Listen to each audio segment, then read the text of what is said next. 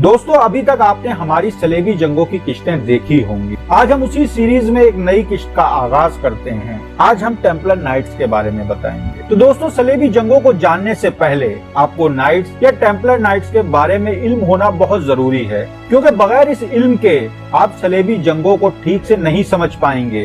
क्योंकि यही Templar nights सलेबी जंगों की पैदावार थे। जब पहली सलेबी जंग के बाद ईसाइयों ने यरूशलेम में अपनी हुकूमत कायम कर ली, तो इस मुकद्दस सरजमीन पे जियारत करने आने वालों का एक हुजूम लग गया। लेकिन हालात उस वक्त भी खराब थे और यरूशलेम की इंतजामिया इन जियारत करने वालों की हिफाजत करने का या इनकी हिफाजत को यकीनी बनाने के काबिल नहीं थी।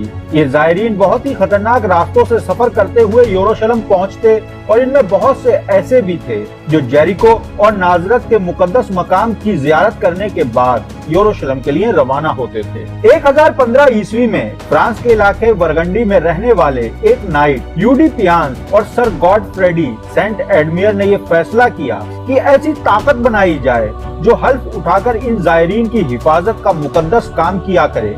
इन्होंने बहुत जल्द ही 7 और नाइट अपने साथ ले लिए, मगर ये सब नाइट्स एक जैसे थे। ये ना तो दौलतमंद थे और ना ही घर बार के मालिक थे। दर बदर फिरने वाले ये नाइट्स इतने गरीब थे कि प्यान्स और सेंट एडमियर के पास सिर्फ एक घोड़ा था जिसे वो बारी बारी इस्तेमाल करते थे। 1118 ईस्वी में यरूशलेम के बादशाह ने इन्हें रहने के लिए जगह दे दी और ये जगह उस इमारत में दी थी जिसके बारे में ये ख्याल किया जाता था कि ये हजरत सुलेमान अलैहिस्सलाम का बनाया हुआ हैकल का हिस्सा है, जिसे टेम्पल ऑफ सोलोमन भी कहते हैं। और यही वजह और वो जगह थी जहाँ से इनका नाम मशहूर हुआ और इन्हें टेम्पलर नाइट या नाइट टेम्पलर के नाम से पूरी दुनिया में फेमस किया गया। इन नाइट टेम्पलर्स ने, जिनकी तादाद 9 या 12 बताई जाती है, हल्फ उठाया पाक दामन रहने का, गुर्बत इख्तियार करने का और इताअत करने का। इसके बाद इन्होंने जल्द ही नई भर्तियां करना शुरू कर दी और नाइट टेम्पलर बनकर खुदा के लिए खुद को वक्फ कर दिया। और नाइट्स बनकर खुदा के लिए खुद को वक्फ करने का ये नजरिया उस वक्त बहुत ज्यादा मशहूर हुआ। इनका ये नजरिया दुनिया भर की ऐशो आराम को छोड़कर अकेले राहिबाना जिंदगी गुजारने का था। लेकिन राहिबों का जंग में हिस्सा लेना अब एक इनकलाबी नजरिया था, क्योंकि पहली सलेबी जंग के दौरान भी चर्च से ताल्लुक रखने वालों को भी तलवार उठाने की इजाजत दी गई थी। सलेबी जंगों में सिर्फ सेकुलर और आम लोगों को चर्च के फायदे के लिए लड़ने की इजाजत दी। इस सूरत हाल में नाइट टेम्पलर्स ने ये नजरिया दिया कि खुदा के नेक बंदों को उनके नाफरमान बंदों से लड़ने की इजाजत दी जाए। इसी सिलसिले में रहनुमाई और सरकारी इजाजत हासिल करने के लिए पयान पोप के पास गया। वहाँ इसके ख्यालात को न सिर्फ तस्लीम किया गया बल्कि बेहद तारीफ भी मिली। सेंट बर्नार्ड ऑफ क्लेरवक्स, जो कि अपने वक्त में चर्च का बाअसर आदमी था और ये 70 नई ईसाइयों की इबादत गाह बनाने वाले के नाम से मशहूर भी था, और इसी शख्स ने टेम्पलर्स के लिए कायदे कानून बनाए। इसके अलावा इसने इन नाइट टेम्पलर की तारीफ में एक अशार भी लिखा जिसका नाम भी लॉर्ड नोवा मिलिशिया था, जिसका मतलब है नए नाइटहुड की तालीम पे।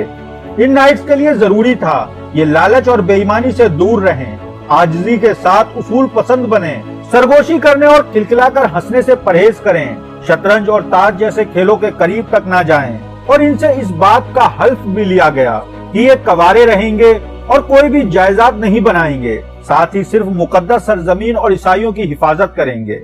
नाइट टेम्पलर एक आला दर्जे के कमांडर थे जिन्होंने अपना हेडक्वार्टर यरूशलेम के मुकद्दस माउंट टेम्पल पर बनाया था। 1139 ईस्वी में पोप के हुक्म के बाद ये यरूशलेम के बाहर भी कार्रवाई करने लगे थे। दुनिया भर में इनको टैक्स देना या कोई भी मजहबी चंदा देना भी फर्ज नहीं था। इनको इस चीज की इजाजत भी हासिल थी कि तमाम लोगों और ज़ायरीनों से मिलने वाले तोहफे ही अपने साथ रख सकते थे। इस गिरोह की बुनियाद यूरोपियन ममालिक से थी, लेकिन टेम्पलर नाइट एक फ्रांसीसी तंजीम थी और इनका बानी भी एक फ्रेंच आदमी था और इनका हर ग्रैंड मास्टर फ्रेंच नस्ल से ताल्लुक रखता था, इसलिए इनका गढ़ फ्रांस था। नाइट टेम्पलर्स को जल्दी ही बड़ी कामयाबी मिलने लगी। इनके तमाम वसाइल अगले लोगों के लिए तेजी से बढ़ने लगे। सिसिली से लेकर आयरलैंड, इंग्लैंड, पुर्तगाल, फ्रांस से इटली थोड़े पैमाने पर इन नाइट्स टेम्पलर ने ईसाई खित्तों में बड़ी बड़ी जागीरें बनाना शुरू कर दी थी। नाइट टेम्पलर्स पर अपनी जागीरें थीं और अपने खेत थे। उनमें काम करने के लिए आम लोग भर्ती करना शुरू कर दिए जो कि ले ब्रदर्स से आते थे। ये मोची से लेकर तामीराती काम तक जानते थे।